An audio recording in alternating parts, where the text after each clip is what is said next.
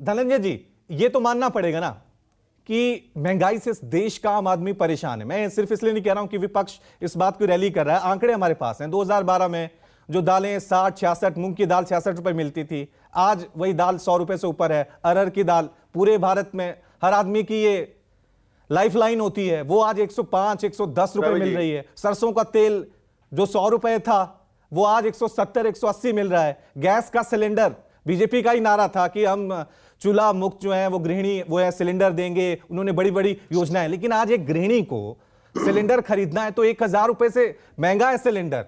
तो महंगाई तो है। रवि जी, मैं सिलसिलेवार जवाब दे देता हूं।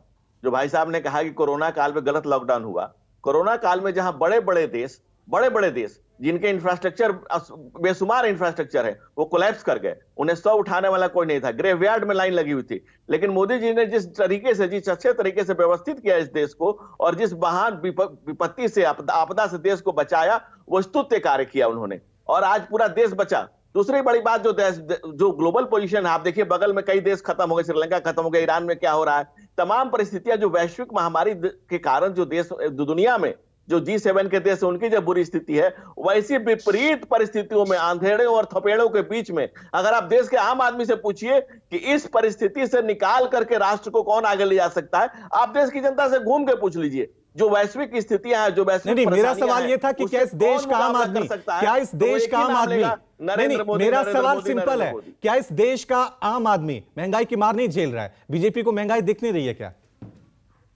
देखिए, आप उठा करके देखेंगे तो 2011 में एक समय जो सिलेंडर का रेट एक दिन कांग्रेस ने किया था कुछ समय के लिए, उससे आज भी सस्ता है। लेकिन मैं फिर उसके बाद पे आता हूं, यस, आम आदमी को महंगाई से, मैं उसका डेट अभी आपको व्हाट्सएप कर दूंगा डेट। अभी दूसरी बात मैं आपको बता रहा हूं, सबसे बड़ी बात यह है कि जो वैश्विक परिस्थितियों के कारण जो चीजें आई हैं हम उसको कंट्रोल करेंगे। और अगर आप जनता से पूछकर घूमकर पूछेंगे तो एक ही नाम लेंगे कि इन परिस्थितियों में भी भारत को बचा करके, भारत राष्ट्र को उत्तम परिस्थिति में ले जाने के लिए और महंगाई और बेरोजगारी के खिलाफ लड़ने के लिए अगर कोई सक्षम नेतृत्व है तो नरेंद्र मोदी जी का है। दूसरा जो कह रहे थे बेरोजगारी की बात, आप देखिए पिछले 7-8 साल में 34 करोड़ लोगों को मुद्रा लोन दिया गया है, जो हमारा वादा था उससे बढ़ करके हम लोगों ने किया। आप गूगल करके चेक कर सकते हैं, 38 करोड़ 40 लाख लोगों को मुद्रा लोन में किया गया है और उनको सेल्फ एंटरप्रेन्योरशिप डेवलप की जा रही है। ये आंकड़े को जो आगे सरकार के आंकड़े हैं धनंजय जी, आपकी सरकार के आंकड़े हैं कि 2 से 2.5 करोड़ लोग सरकारी नौकरी के लिए आवेदन करते हैं, मिलती कितने लोगों को है? 5 से 6 लाख, 7 लाख लोगों को नौकरी मिलती है। नहीं, देखिए, सबसे बड़ी बात है कि सरकार ने स्किल इंडिया खड़ा किया, स्किल इंडिया के माध्यम से लोगों को स्किल्ड किया गया, उनको रोजगार के अवसर उपलब्ध कराए गए और उसके बाद मुद्रा लोन की व्यवस्था की गई। हर आदमी जो अप्लाई कर रहा है, जो एंटरप्रेन्योर आगे आ रहा है, उसको मुद्रा लोन के माध्यम से सरकार उसको खुद के पैरों पर खड़े होने के लिए अवसर दे रही है। और दूसरी बात, जो प्रधानमंत्री नरेंद्र मोदी ने जो नारा दिया कि भाई सबसे बड़ी बात है कि हम एक आदमी जो प्रधानमंत्री नरेंद्र मोदी है 7 साल के शासन के बाद $5 ट्रिलियन इकोनॉमी ले जाने की बात कर रहे हैं। ठीक है धनंजय जी, हर बात का जवाब जो सामने आता है कि मोदी जी जैसा कोई नहीं है, अगर वो नहीं है तो देश का कुछ नहीं होगा। अतुल जी, ये देश की जनता, अतुल जी आपके पास मैं लौटूंगा, अतुल जी मैं आपके पास लौटूंगा, उससे पहले लेकिन मैं राजीव जी का रुख कर लेता हूं। जो है वो जनता के सामने गया है, मुझे सच बताने का 10 सेकंड का मौका दीजिए। जल्दी बताइए। देखिए, 410 रुपए में लोगों को सिलेंडर मिलता था क्योंकि हम 800 रुपए की सब्सिडी देते थे। इन्होंने सब्सिडी 0 कर दी है, इसलिए हमारे नागपुर में आज 1120 है, कई जगह 1130 का सिलेंडर है। ये इनका पहला झूठ। दूसरा झूठ, इनके श्रम पोर्टल पे 22 करोड़ लोगों ने आवेदन किया है, 7 लाख लोगों को नौकरी मिली है।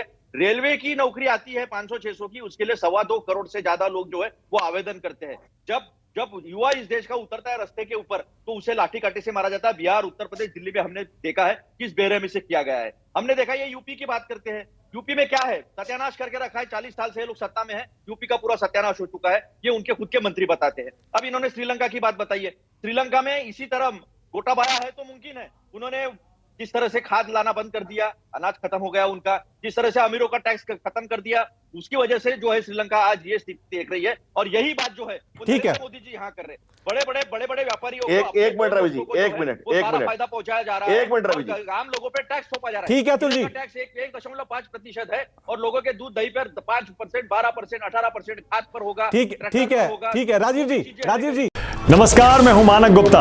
अगर आपको हमारा ये वीडियो पसंद आया हो तो इसे लाइक और शेयर जरूर करें और हां, हमें सब्सक्राइब और फॉलो करना ना भूलें ताकि आप देश और दुनिया की कोई खबर मिस ना करें।